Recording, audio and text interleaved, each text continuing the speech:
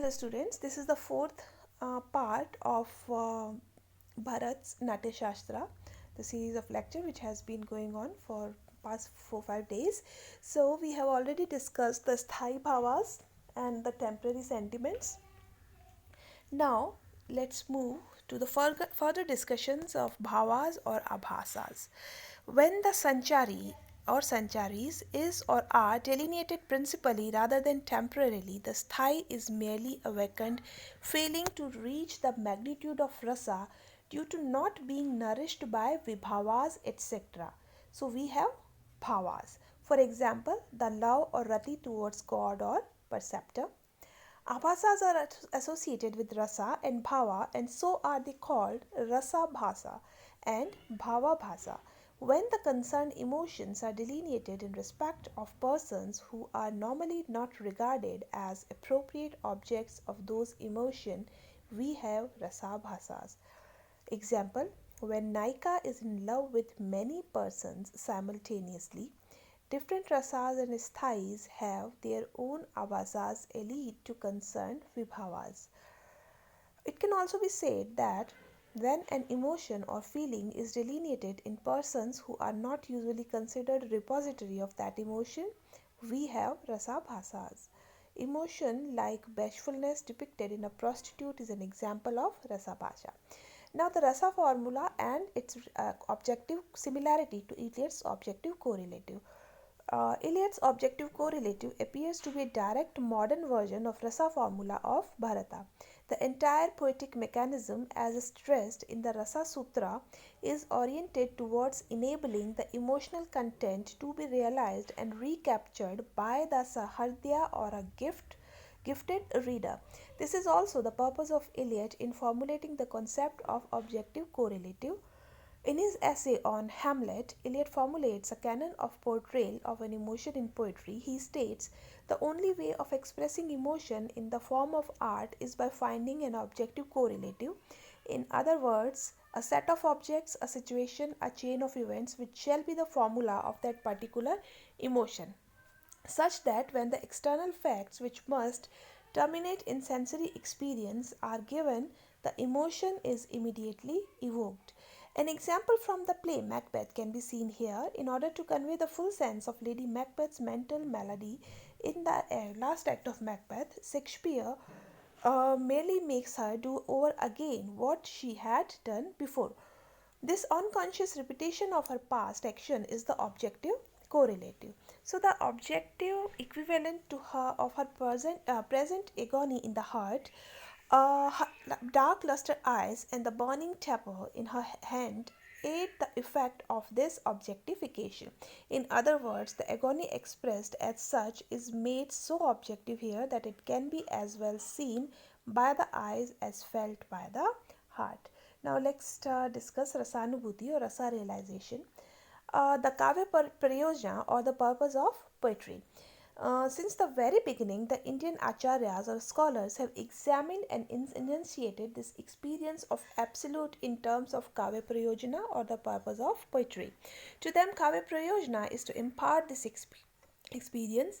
Bharata, in his answer to the question, what is the end of the dramatic art, includes this experience. He holds that dramatic presentation primarily aims at giving rise to aesthetic experience in the aesthete, and later this experience is followed by moral improvement. He further says that dramatic presentation imparts pleasure to all who are happy, tired, bereaved, and ascetic. This account shows that poetry helps in promoting all the good ends of life, both mundane and supermundane, and imparts anand or immediate pleasure to Sahardya. Indian tradition of critical appreciation has crystallized ultimately in the acceptance of Anand as the function and purpose of poetry. Abhinava Gupta divides Anand into three classes: Vishyanand, Kavyanand, and Paramanand. Of these, first is related to the satisfaction of material appetite and stands at the lowermost rung of ladder. The third is related to attainment of communion with the Brahma, the absolute being, and occupies the topmost status. The second, Kavyananda or Rasanand or Brahma Nanda Sahodara, falls intermediate between the two. It is for common people. Now the word powers Abhida, Lakshana, and Vyanjana, and the word itself becomes Brahma. It creates a state of bliss in the reader or spectator and helps in having an impersonalized and ineffable judgment. This experience is both a means of achieving perfect mental balance and ultimate salvation. Bhattanayaka, Abhinavagupta, and Vishwanatha consider this Anand in close connection with Rasa.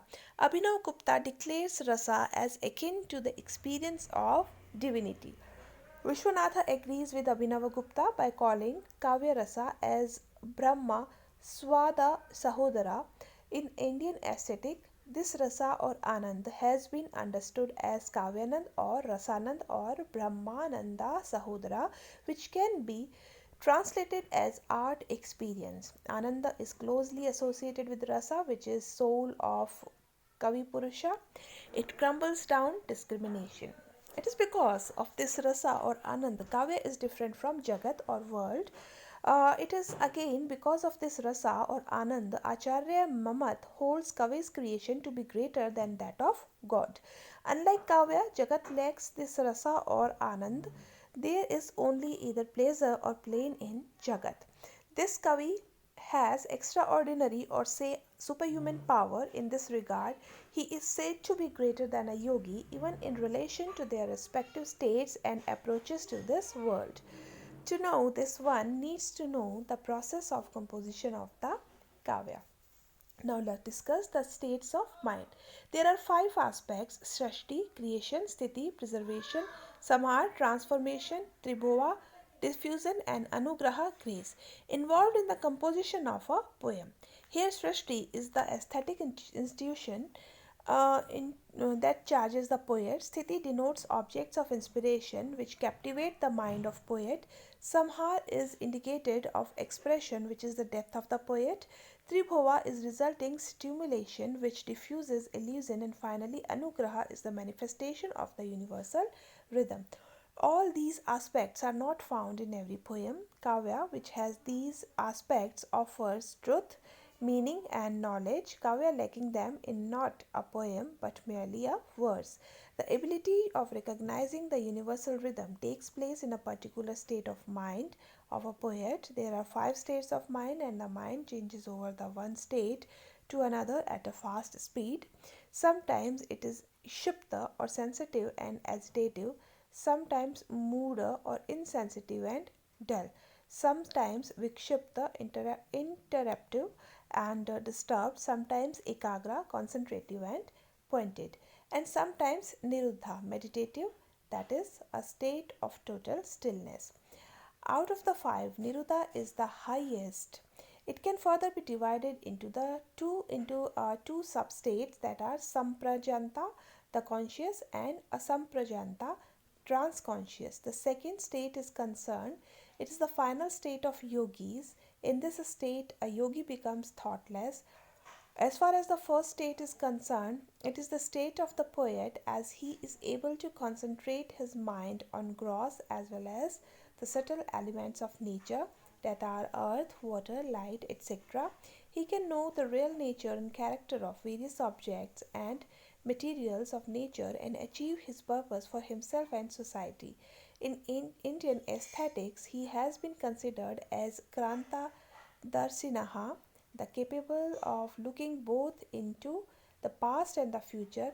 Bhattanayaka, Abhinav Gupta's teacher, considers him as a rishi who had darshana or inner view of invisible truths.